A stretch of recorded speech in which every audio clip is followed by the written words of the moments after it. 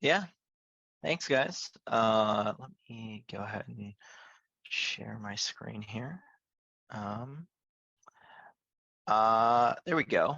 Yeah, so I am eager to chat about everything related to, I know we've talked about a lot today, right? We've talked about a lot of loyalty, a lot of email strategy, texting, and reviews and everything. I want to talk a lot about what people do when they're on the website. And full transparency, I wanted to wear my what I was going to be shopping when I am shopping on Black Friday. I was going to fully show up in my ugly Christmas sweater that I wear to Thanksgiving every year. I could not pull it out of my closet, but no. I think when a user is on the website and when they are interacting with your brand, I think that experience of getting, you're thinking about all these ways in which you're going to drive somebody to your website, but then what's the average amount of time that you have them on there, and how do we use that to convert them, right? And basically showcase them the right products, the right content, the right things on the website and just in your brand as a whole, with the the massive influx of traffic that you have coming to the website. So what we're seeing right now, first of all, is shoppers are just really they're a little bit tired of traditional Cyber Weekend sales. Everybody is expecting sales as a whole. So what would normally work for your brand in the middle of the year, saying, hey, 10-15% off our store or these items, are not going to get the same allure that maybe your brand and your loyalty buyers might see during an average year, right? So you kind of have to, or an average time of the year. So you kind of have to focus in on how we tailor that experience and that messaging, and focus it so that we can capitalize on this small window of time and small few pages that we have people on the website.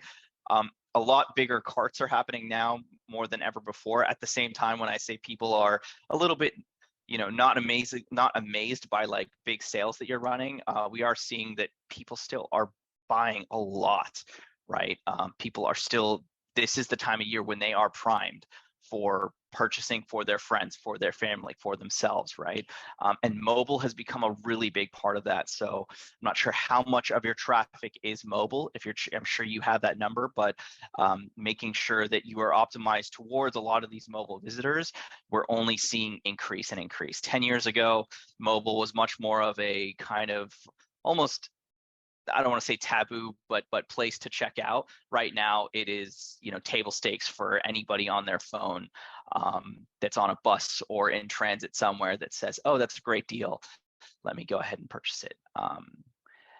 So with that, I'm going to walk through a couple strategies that I think we've seen really help brands turn what is this 4 to 5 day period into, from wow, that was a good period, to wow, that period made not our month, but like our year, right?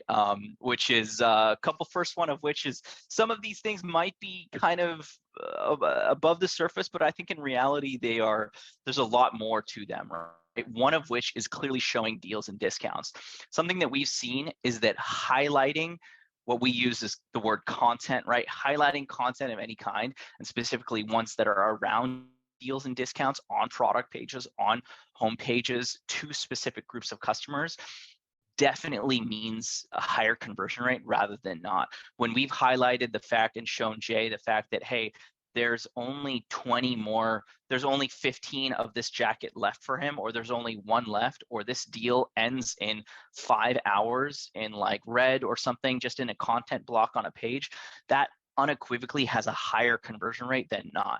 So surfacing up that data and using some kind of application, selfishly, I can think of one with Nosto, but using some kind of application and strategy to showcase to Jay, hey, this ends, or this is 15% off, or this is specific to this deal, always comes with higher AOVs and higher conversion rates during this time for us. Personalizing the customer experience with segmentation. So if you're thinking about segmentation and audiences, probably nothing new to a lot of groups out there. But during Black Friday, you just have a massive influx of traffic coming to the website. There's going to be, it's not going to look like any other time, most likely for you during the year. Your average funnel between like somebody who's at the top of the funnel, someone who's brand new to the website, down to the bottom is going to look very different, because you're going to have so many of these people that are so much more primed to actually be shopping and coming from your website than not, right? So many more people that are coming from Facebook or coming from potentially, Google Organic or Google Shopping or Pinterest or anything else.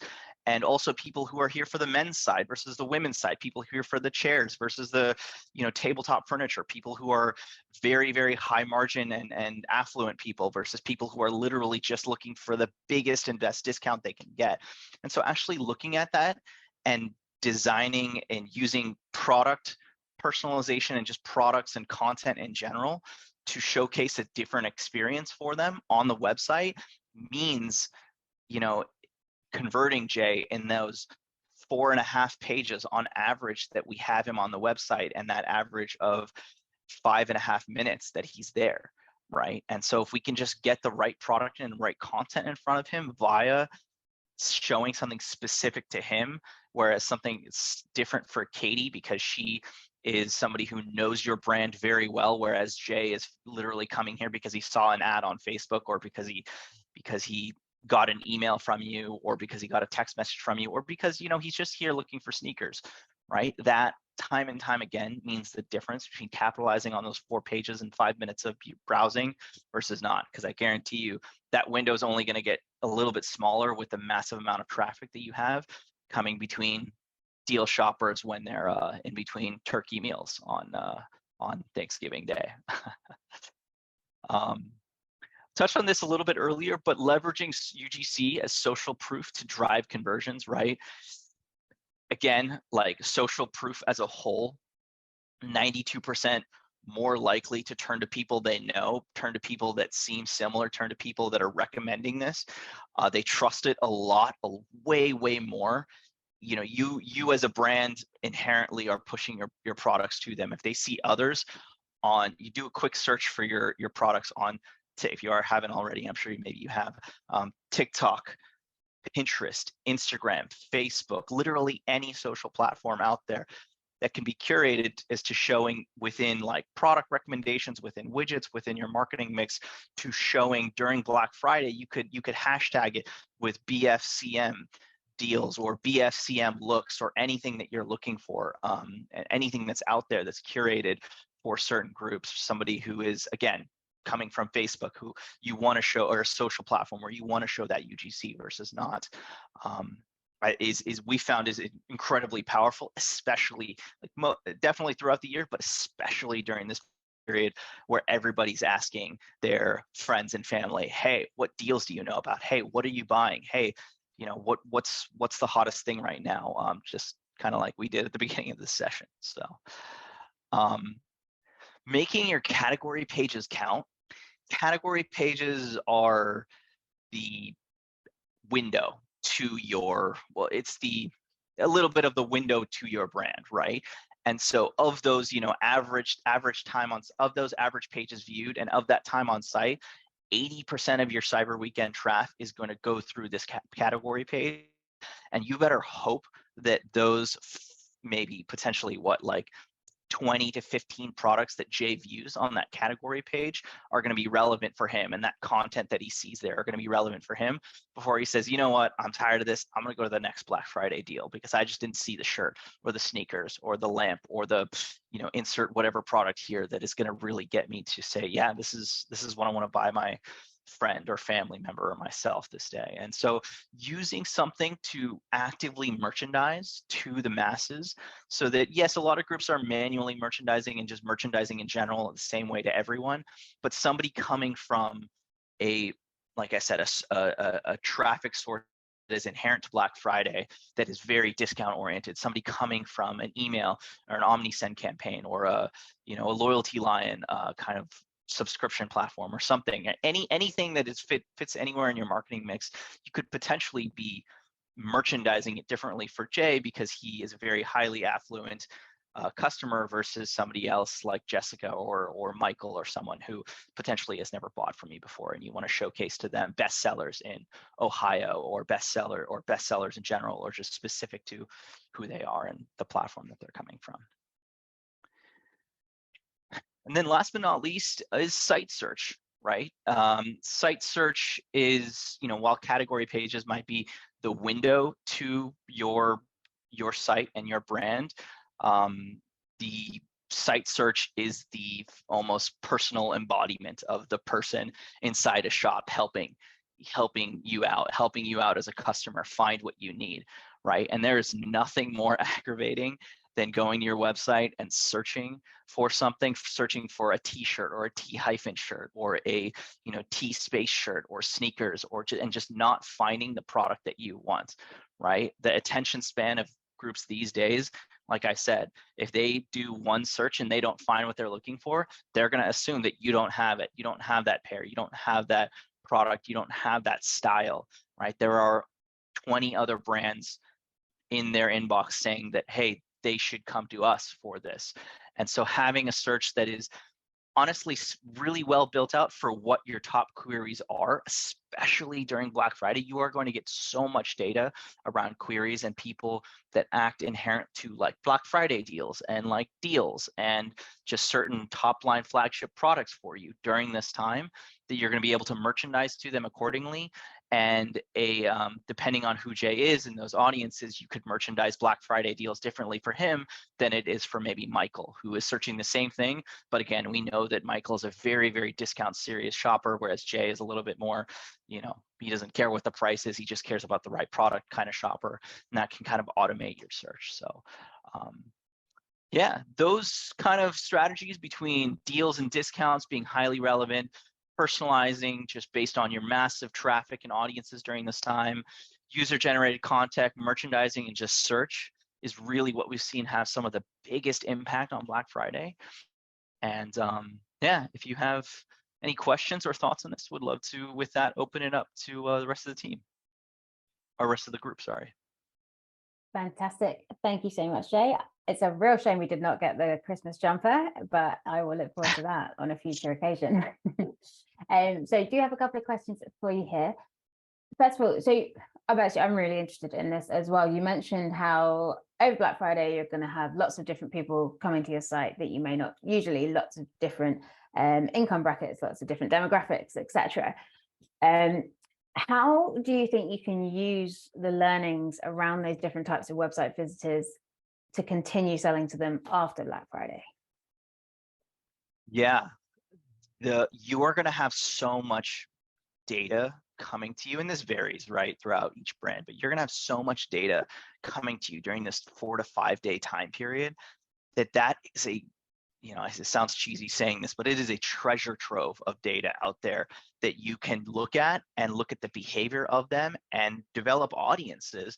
That you're going to have so many people that visit your website that don't convert, right? There are going to be a lot of people converting, but you can take all those audiences and then retarget them.